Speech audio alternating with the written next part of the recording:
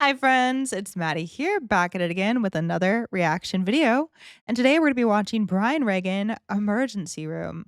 This is a special request from Brian. Brian clicked on the link in the description below and sent it through. It's funny that your name's also Brian, but respect to the Brians out there. All right, let's get into it. Thank you very much. Thanks.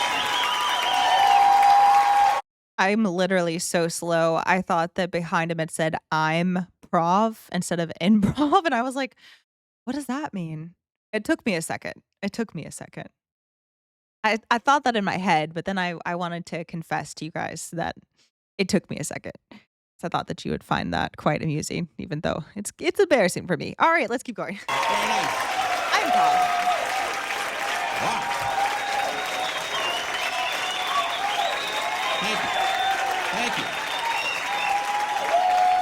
Man, The M and the P are kind of separated. that feels good. No, it's actually about the same. That's all the time I needed to fill.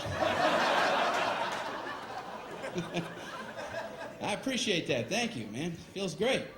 I'm feeling good. I actually just recently had to go to the emergency room, though, and I had some stomach virus thing. I almost called an ambulance. That's weird, even considering calling an ambulance for yourself. You know? You call ambulances for other people, right? What are you supposed to say about yourself? Can you come get me? Yeah, I don't feel so good. Just come on in, I'll be lying on the floor.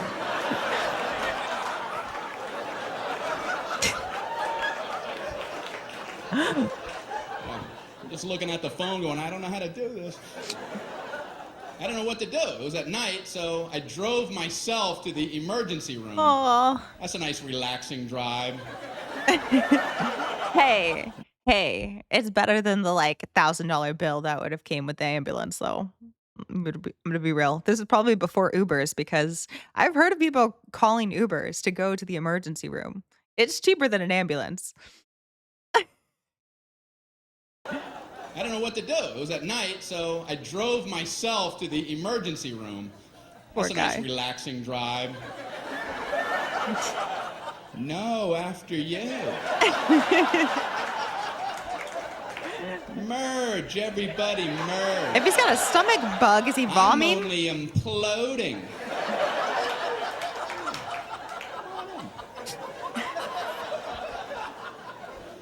So I pull up at the entrance to the emergency room. No valet parking. I mean, if that's not the biggest oversight in our solar system.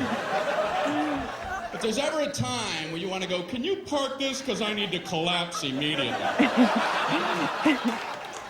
But no, I'm circling around the parking lot. Can Aw. I park there? I think I'm gonna die.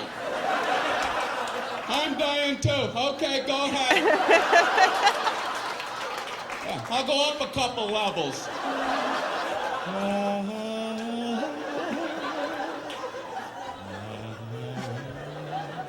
Unbelievable. He reminds me of Jim Carrey a little bit. I wonder if he got inspiration from him, like the way that he acts things out. It's very funny and goofy. I'll go up a couple levels.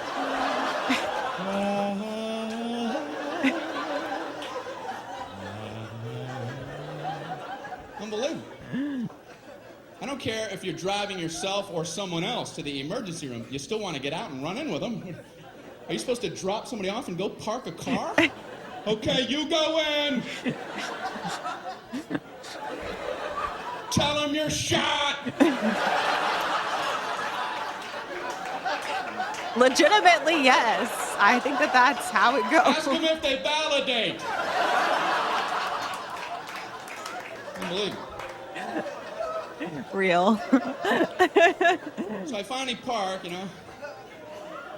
I go in to check in. They ask the most insulting question when you check into a hospital. What seems to be the problem?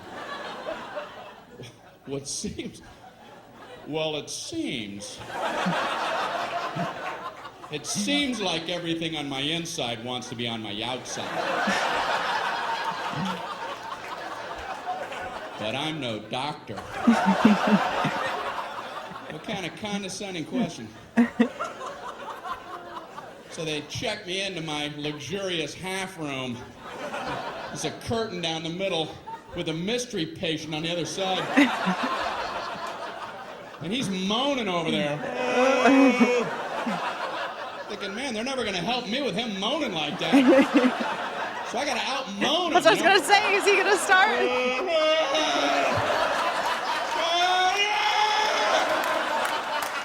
Quit moaning. We're all hurting.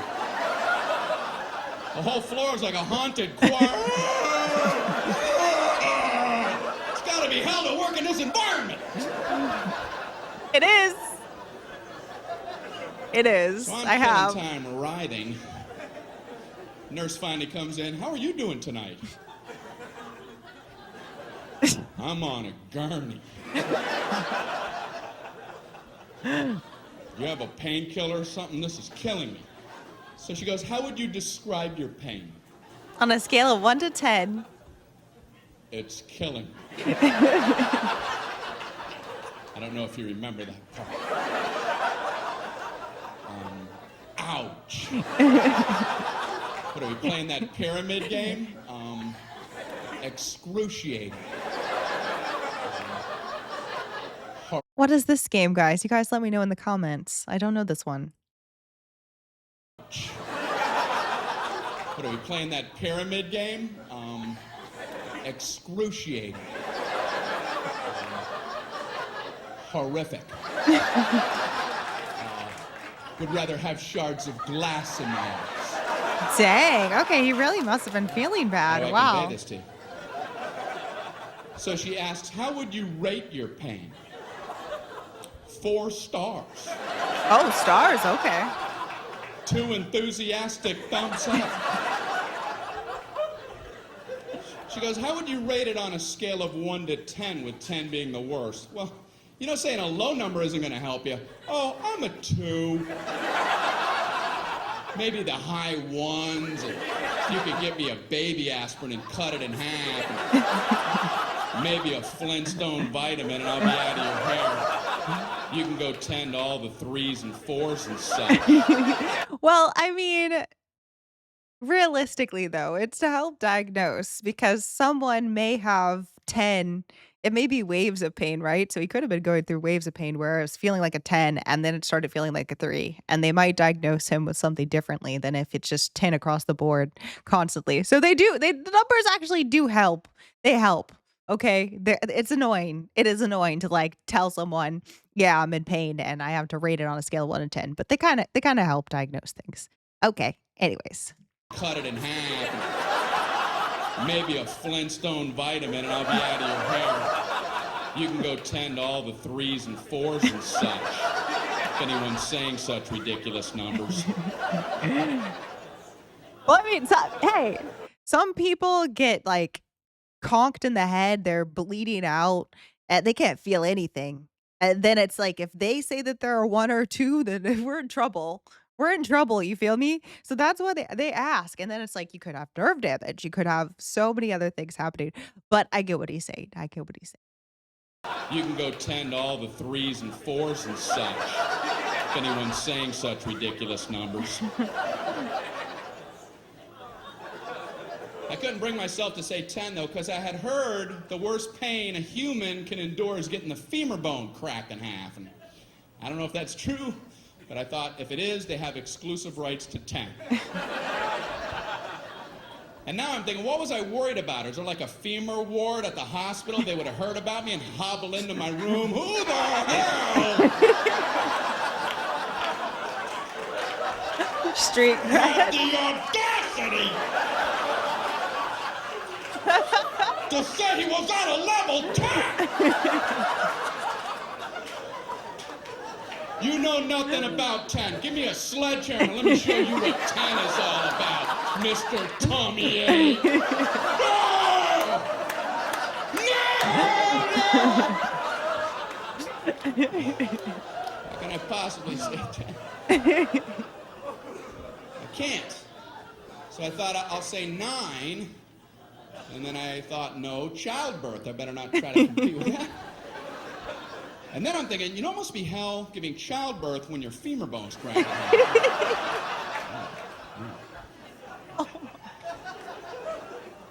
So I said, I guess I'm an 8. She goes, oh, okay, I'll be back. I'm like, oh, I blew it, man. I ain't getting nothing with 8.